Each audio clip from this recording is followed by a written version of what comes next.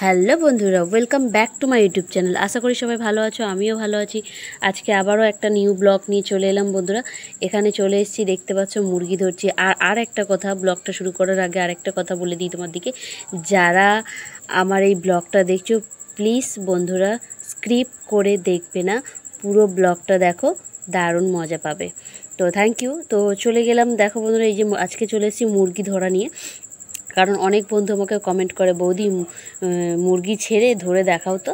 তো তার জন্য ভাবলাম আজকে এই ব্লগটা দিই। তো বন্ধুরা তোমরা অবশ্যই দেখো আর আমাকে সাপোর্ট করো।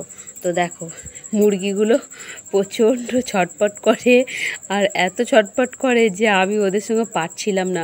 আর সেই গরমের মধ্যে দেখতে পেয়েছি আমার ব্লাউজ ঘেমে গেছে। আর মোরগটাকে কোনোদিনও ধরতে পারি না ঠিকঠাকভাবে, আজকে আমি ধরেছি। তো ধরে ভীষণ আনন্দ হচ্ছে, কারণ মোরগটা সহজে ধরা দেয় না। তো ও সারাদিন ছাড়া থাকে, ছেড়ে ও একলা ঘুরতে থাকে, আর বাদবাকি মুরগিগুলো বাড়ির ভেতরে থাকে। কারণ ও ব্যাটা ভীষণ চালাক, যে মুরগিগুলো ডিম দিচ্ছে ওগুলো ডিম দিলেই ও ভেঙে খেয়ে নেয়। মানে মুরগির ডিম দিবে, আর ডিম পড়ে থাকলেই ও ভেঙে সেই ডিমগুলোকে খেয়ে নেয় মোরগটা। তো তার জন্য ওকে কি করি, সারাদিন ওকে ছেড়ে রাখি, আর সন্ধে হলে সবগুলো একসঙ্গে ছাড়ি, আবার ঢুকিয়ে দিই। তো এইখানে দেখো ওরা মারামারি লেগে গেছে।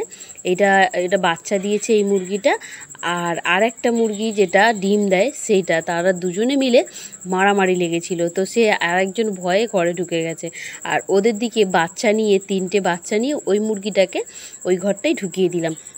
ওই ঘরটায় না ঢুকিয়ে দিলে ওরা এমনভাবে মারামারি করে বন্ধুরা। মুরগির লড়াই তো অবশ্যই নিশ্চয়ই তোমরা দেখেছো কি না জানি না। তো কখনো যদি নাও দেখে থাকো তো আমি আবার নেক্সট ব্লকে দেবো, দেখবে। লড়াই করে ওদের মানে ছাল পাগলা সব উঠিয়ে দেয়, এত লড়াই লেগে যায়।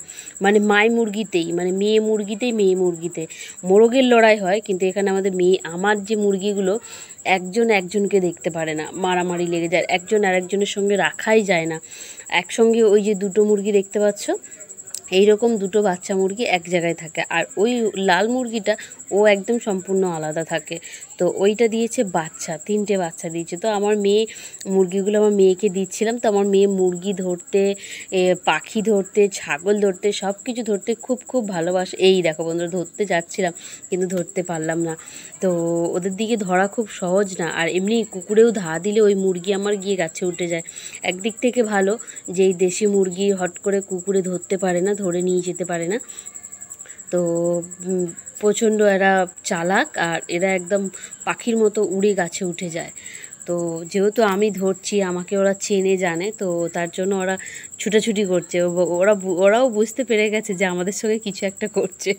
তো এইখানে বাচ্চা দিয়েছে। তো মেয়ে আমাকে বলছে, মা বাচ্চাগুলো ধরে দিতে বলছিল ওকে।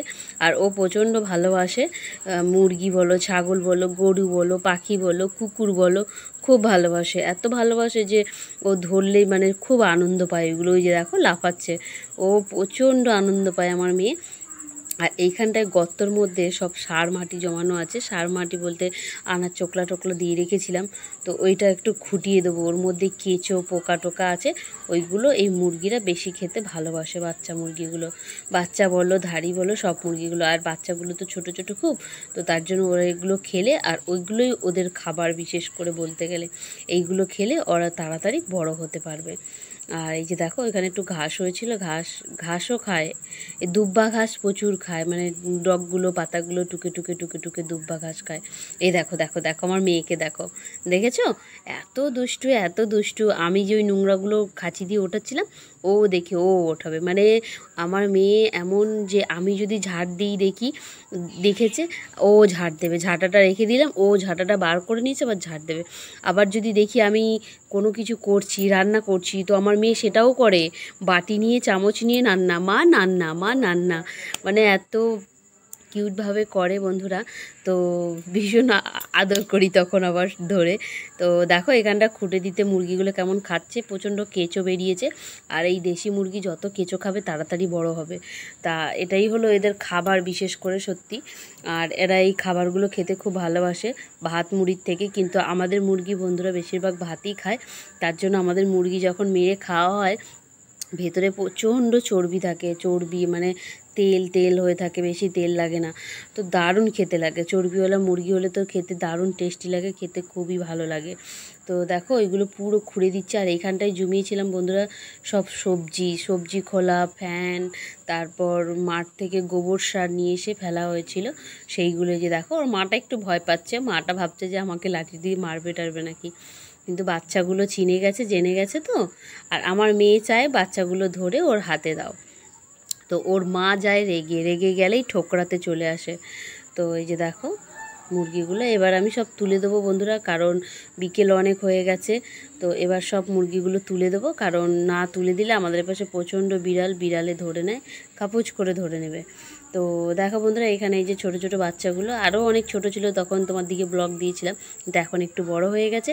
তো থ্যাংক ইউ বন্ধুরা, ব্লগটা এখান পর্যন্তই শেষ করলাম আজকে। তো প্লিজ কেউ যদি ব্লগে কিছু ভুল হয়ে থাকে ক্ষমা করে দিও। আর যারা যারা আমার এই ব্লগটা দেখছো লাইক কমেন্ট শেয়ার সাবস্ক্রাইবার অবশ্যই করে দেবে। Thank you so much. আর এই দেখো মোরগটা ঢুকছি না, ভীষণ ভীষণ দুষ্টু। তো চলো বন্ধুরা, টাটা। সবাইকে অনেক অনেক ধন্যবাদ বন্ধুরা, অনেক অনেক ধন্যবাদ এই ব্লগটা দেখার জন্য। টাটা বন্ধুরা।